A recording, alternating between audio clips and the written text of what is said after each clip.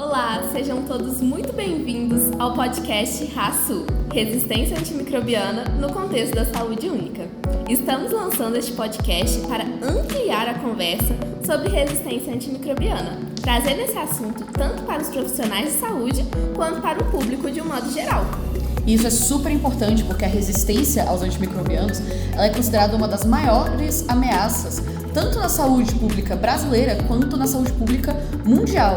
E essa ameaça é tão grande muitas vezes porque ela é silenciosa.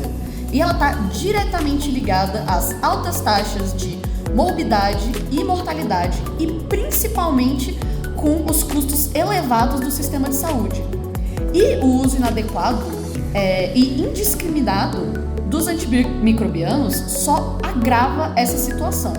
E é exatamente por isso que o nosso objetivo aqui hoje é contribuir para a ampliação do conhecimento e apoiar a vigilância, a prevenção e o controle da resistência aos antimicrobianos. Assim, a gente pode ajudar a construir estratégias eficazes para a gente enfrentar esse desafio. Eu sou a Cecília Rocha. E eu sou a Lívia da Cunha. E hoje temos o prazer de receber uma convidada muitíssimo especial, Érica Emídio de Almeida Souza. Érica é farmacêutica e bioquímica pela Universidade Federal de Pernambuco, especialista em microbiologia e hematologia clínica e banco de sangue, mestranda do programa de pós-graduação em ciências farmacêuticas da Universidade de Brasília e microbiologista do Hospital Universitário de Brasília há 7 anos. Érica, muitíssimo obrigada por aceitar nosso convite. Eu gostaria de agradecer de forma especial, eu me sinto honrada em estar aqui para poder contribuir e também compartilhar um pouco desse amor, dessa paixão pela microbiologia. Nós somos muito honrados de estar aqui com a sua presença, sinta-se bem-vinda e aproveite para compartilhar muito do seu vasto conhecimento conosco e com o público. Com certeza. Então, nós já vamos começar com uma pergunta. Para começar, você poderia compartilhar um pouco conosco e para quem está assistindo, um pouco da sua trajetória no mundo da microbiologia? Então, eu assumi ali no Hospital Universitário de Brasília, né, em 2014, em julho de 2014, eu fui lotada ali no laboratório de análises clínicas e especificamente no setor de emergência. Mas por questões pessoais, eu solicitei a transferência de horário. Então, eu vivia pedindo à chefia para mudar de horário, para poder ir para o setor, para o horário da manhã, e surgiu essa oportunidade em 2018 de mudar de setor. E, para minha surpresa, o setor era microbiologia. E me deu um frio na barriga, né? Eu disse, gente, micro vai ser um desafio para mim, né? E eu realmente aceitei esse desafio diante das necessidades pessoais e tudo, e para mim eu me apaixonei. Foi ali que a gente abriu um leque de oportunidades ali dentro da micro. Então foi uma escolha que mudou minha vida. Logo no início, eu fui muito bem recebida pelos colegas no setor. Eu tenho um colega que trabalha com a gente que prontamente se prontificou aqui a me ajudar, a estar instruindo como era a microbiologia agora nos dias atuais. E sem falar da equipe também de técnicos de laboratórios que já estavam lá também contribuindo para que aumentasse ainda o interesse ali no laboratório. Então isso foi muito importante, né, para que a gente pudesse se apaixonar pela microbiologia.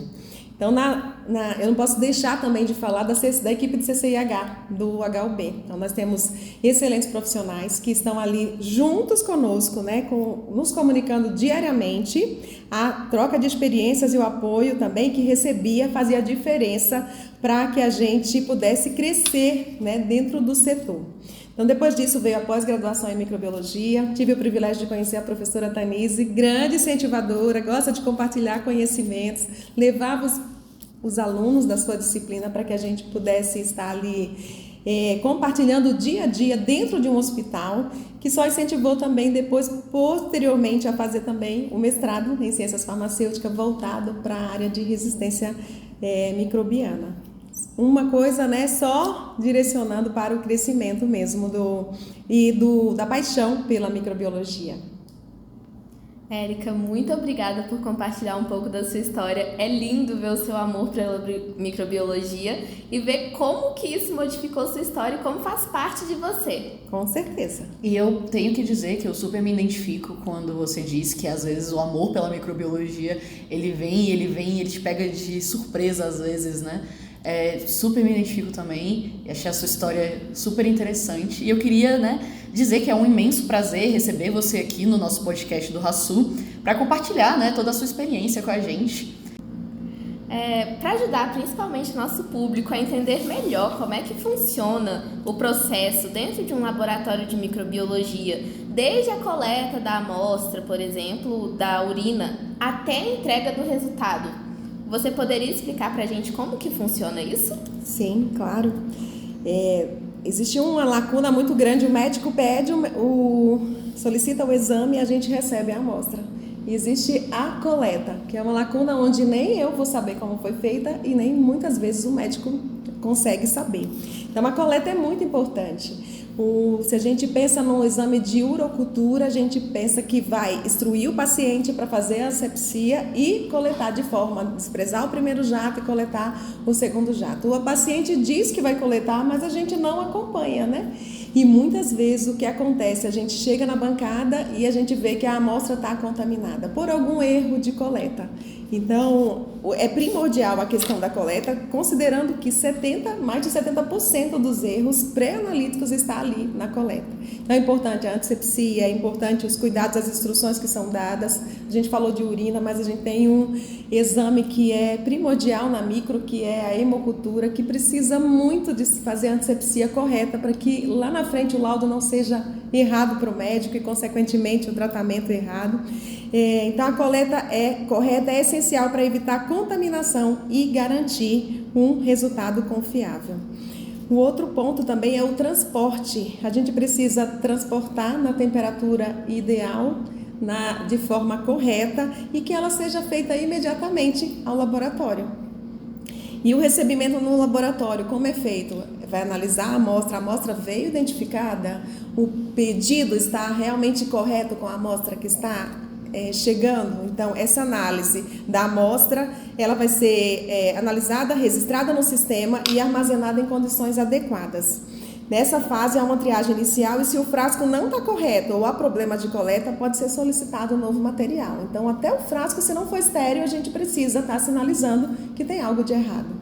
Inoculação em meios de cultura, essas fases já é o quê? Na fase que a gente já está trabalhando ali dentro do laboratório, precisa ser semeada nos meios corretos, nos meios nutritivos, onde vai o quê? Estimular o crescimento dos micro-organismos. Então, não pode ter também o semeio nas placas erradas. Cada meio favorece diferentes tipos de micro-organismo. Depois nós temos em seguida a incubação, onde as placas são colocadas em estufas, geralmente entre 35 e 37 graus, por cerca de 18 a 48 horas depois. E durante esse período, se houver bactérias, nessa amostra vai crescer, e elas se multiplicam formando colônias visíveis aos nossos olhos. Em seguida, nós temos a identificação das bactérias, então nós precisamos conhecer as colônias suspeitas. Elas serão analisadas pelas características visuais, pelos testes bioquímicos e em muitos laboratórios a gente vai usar os métodos automatizados. E o objetivo é identificar qual micro-organismo está presente. Eu preciso saber ali se aquilo é uma levedura, aquilo é uma bactéria, aquilo é um gram positivo ou aquilo é um gram negativo. Então, depois dessa fase de identificação da bactéria, nós vamos para os testes de sensibilidade. Antigamente a gente chamava muito de antibiograma, né? É a mesma coisa.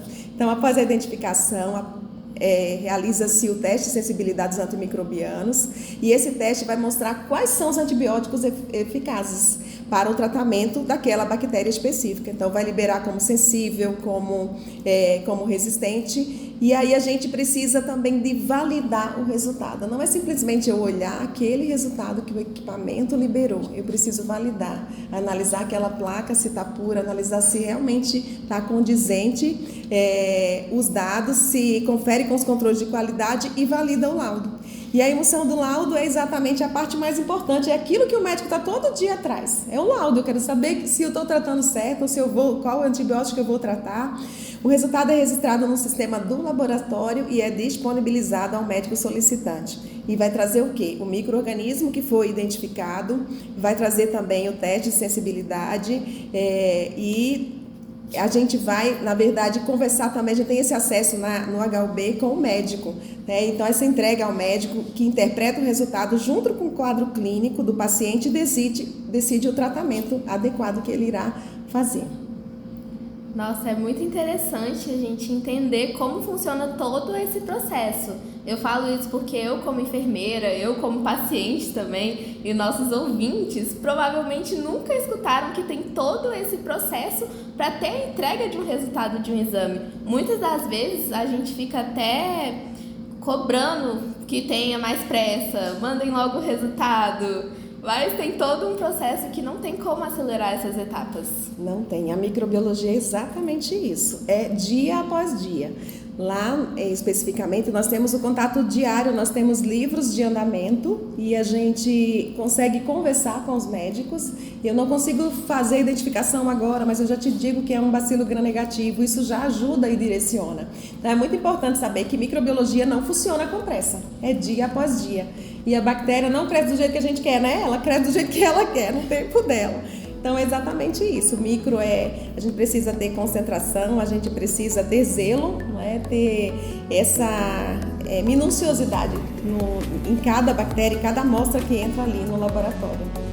Eu acho super interessante a gente tá trazendo isso aqui agora, né, para os nossos ouvintes, porque que nem a Cecília disse, muitas vezes a gente só vê indo e só vê voltando, né? A gente não entende todo esse processo pelo qual essa amostra, seja do que for, ela vai passar por cada etapa, a gente espera, né, que seja cuidadosamente feito, né? E eu acho super importante, né, a gente conhecer esse processo, mesmo que não seja muito a fundo, para a gente também ter uma noção do que está sendo feito, né, e o que vai voltar para a gente como resultado.